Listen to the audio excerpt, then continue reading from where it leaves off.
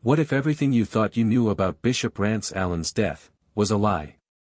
Behind the heavenly voice that moved millions and the pulpit that radiated faith, a storm was brewing, one that would never make it to the headlines.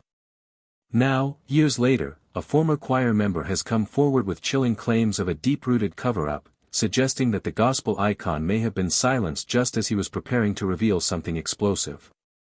This isn't just a story of loss, it's a story of secrets, betrayal, and a truth so dangerous, it could shake the very foundations of the gospel community.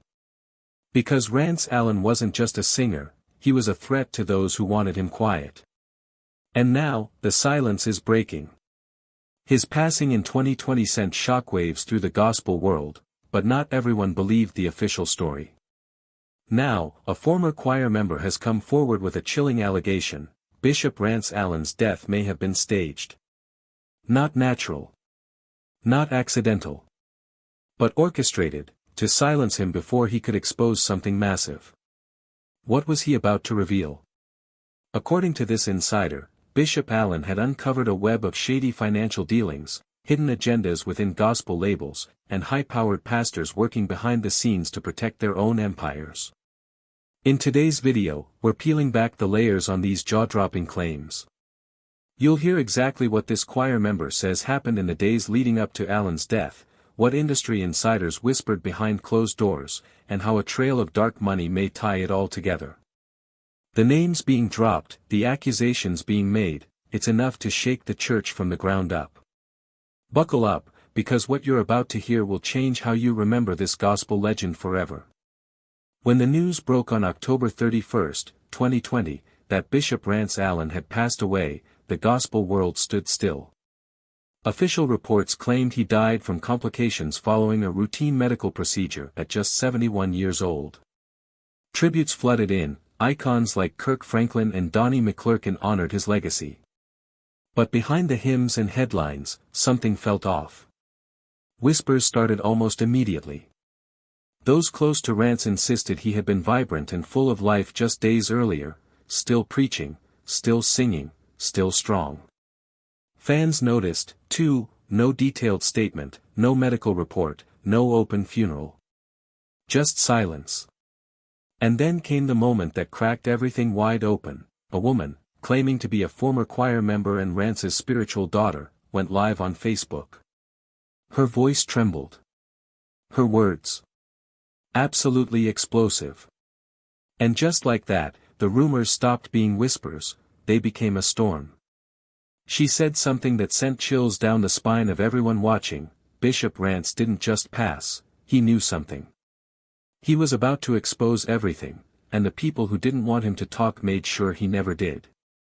According to her, Bishop Allen was in the final stages of writing a tell-all memoir, one that would have named names, exposed corruption in gospel's highest ranks, and laid bare the exploitation hiding behind holy titles.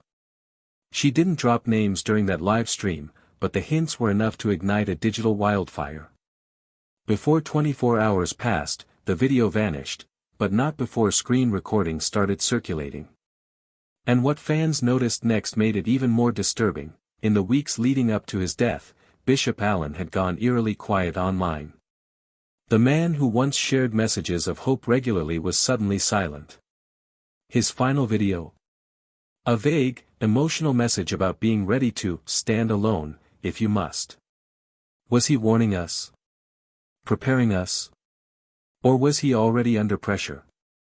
According to this choir member, that unfinished book wasn't just going to shake the gospel world, it was going to expose it.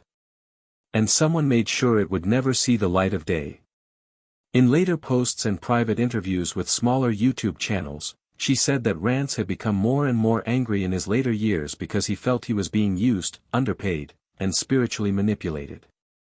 The problem is that a small group of gospel executives, many of whom have ties to Christian record labels and major megachurches, are said to control everything from chart rankings to who gets booked at the biggest gospel festivals. Here's how the scheme allegedly worked. Artists would sign contracts through faith-based companies that seemed real at first glance, but there were harsh confidentiality agreements, low pay, and pressure to keep quiet about label politics in these contracts.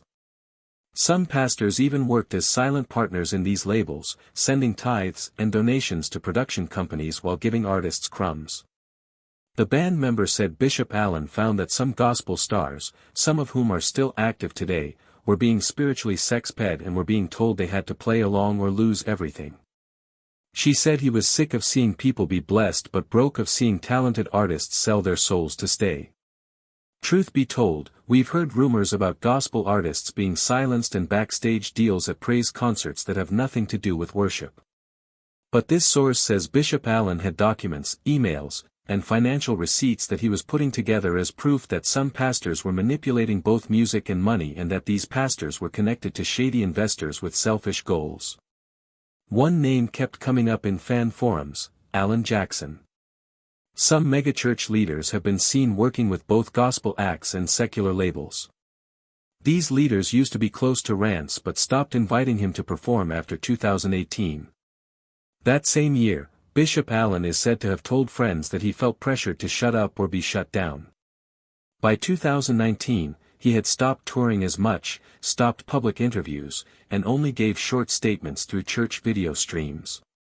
Some now say he was being physically and mentally threatened, and this is where things got hot.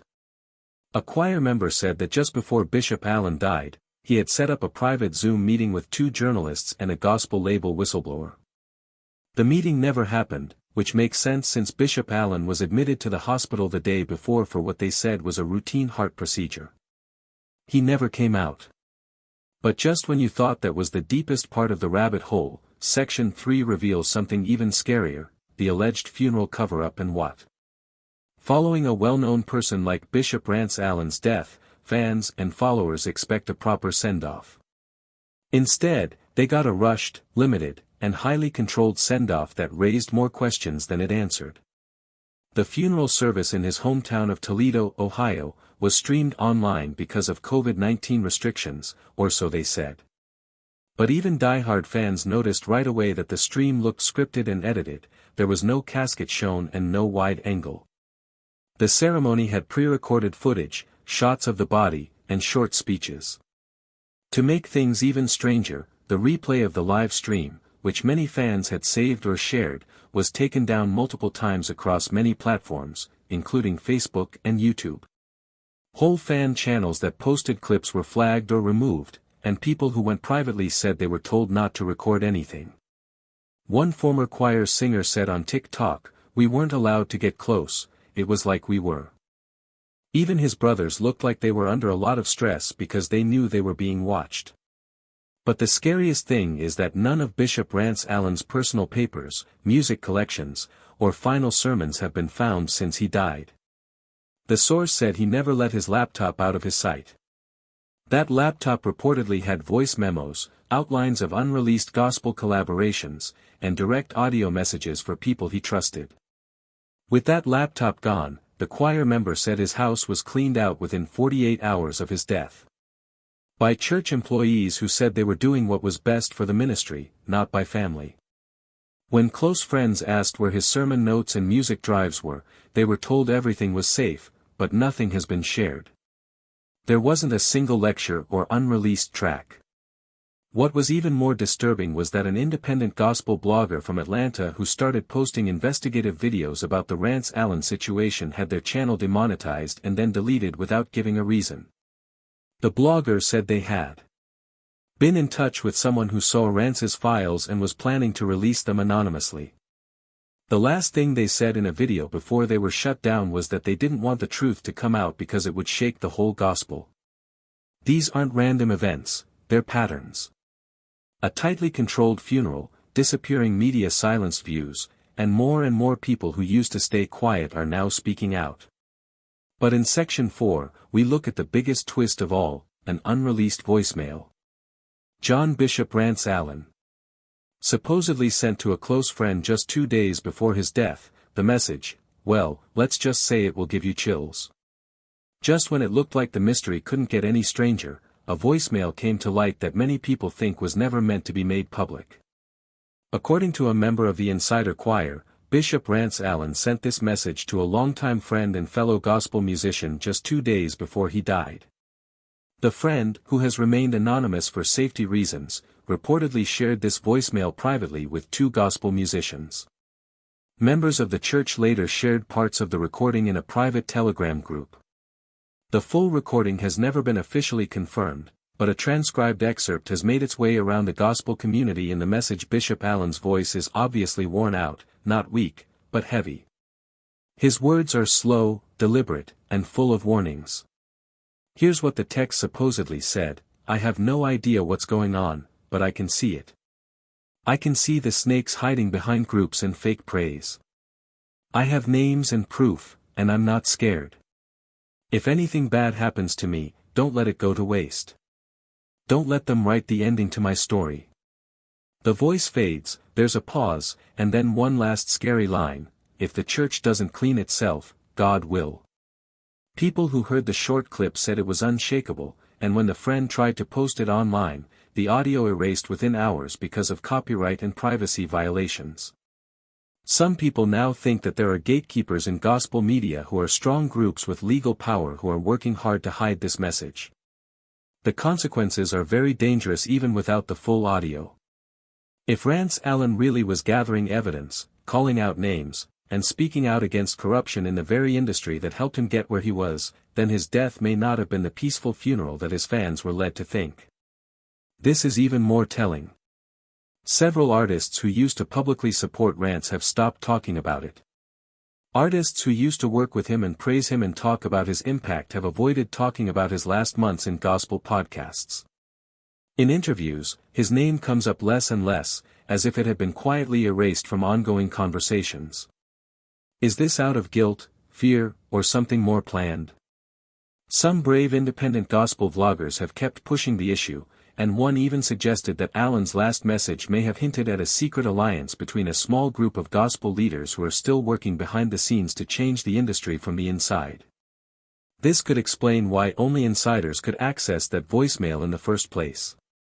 Why none of them have been shut up yet after Bishop Rance. After Allen's sudden death and rumors of foul play started to spread, fans were waiting for a reaction, a statement, a denial, or something.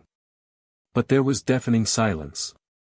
There have been no follow-up investigations, no open memorials, and almost no mention of the scandals surrounding his death. In fact, some gospel networks seem to avoid talking about it at all.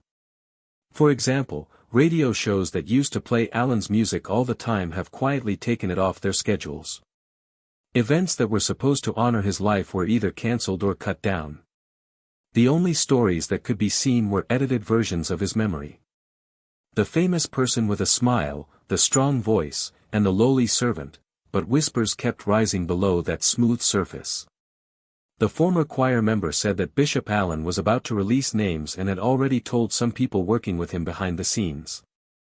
One of these people was a less well-known gospel artist, who had recently long passed unbiased, a former gospel label accountant who had left the enterprise in 2019, and shockingly a young pastor who had just launched an arguable online ministry criticizing the commercial facet of gospel. All three of those people reportedly went silent after Allen's dying. The artist deleted their Instagram, the accountant disappeared from social media, and the pastor his YouTube channel, turned into deleted without caution in early 2021 after a cryptic very last video wherein he stated, "If they came for Rance, don't suppose they might not come for me." What is clean is that some things shifted inside the gospel community after Allen's passing. A few gospel influencers subtly began urging lovers to stay in prayer and now not chase conspiracy. Others reminded fans to honor our elders without digging up controversy. However, to many this sounded extra like damage managed than genuine tribute. Even prominent figures like Kirk Franklin, Marvin Sapp, and Donnie McLaurin, all of whom as soon as publicly praised Allen, have no longer directly addressed the swirling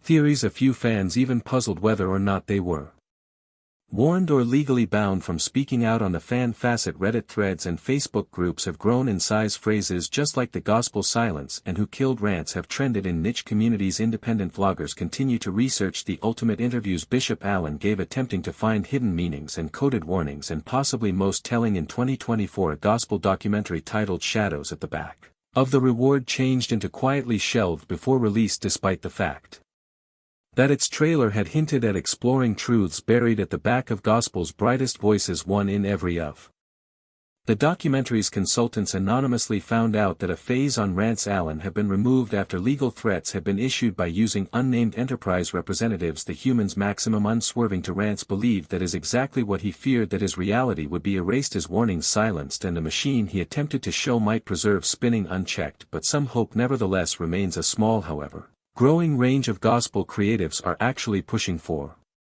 transparency, truthful pay, and non-secular integrity over profit. And although many of them won't speak on Rance publicly, they credit him because the spark that lit this quiet revolution. But as we near, one question remains: turned into Bishop Rance Allen a martyr for the gospel reality, or simply some other legend swallowed through an enterprise too effective to challenge? Bishop Rance Allen was more than a gospel icon. He became a spiritual disruptor, a voice of truth in an international that regularly favors silence. His unexpected loss of life left behind not handiest a grieving community, however, additionally a hurricane of unanswered questions, from the suspiciously quiet funeral to the vanishing files, the silenced voicemail, and the mysterious disappearance of human beings near him. One thing is obvious: this wasn't just about a person passing away, it were about a person who was getting too close to the fact. The gospel industry, like many others, has its shadows, and if Bishop Rance was certainly preparing to polish a mild on them, then his tale is one which merits to be heard in complete, not edited, now not buried, and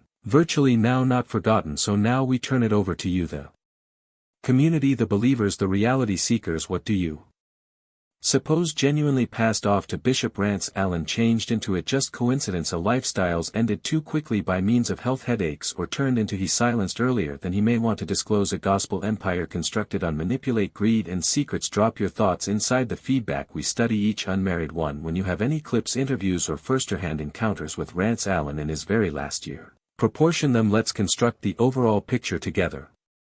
Recall to like, subscribe, and hit that notification bell so that you don't omit destiny exposes like this one. In proportion this video with someone who grew up on gospel music, someone who recalls when Rance Allen's voice may want to flow a room. They need to recognize this story too. Till next time, stay woke, stay wondering, and stay looking.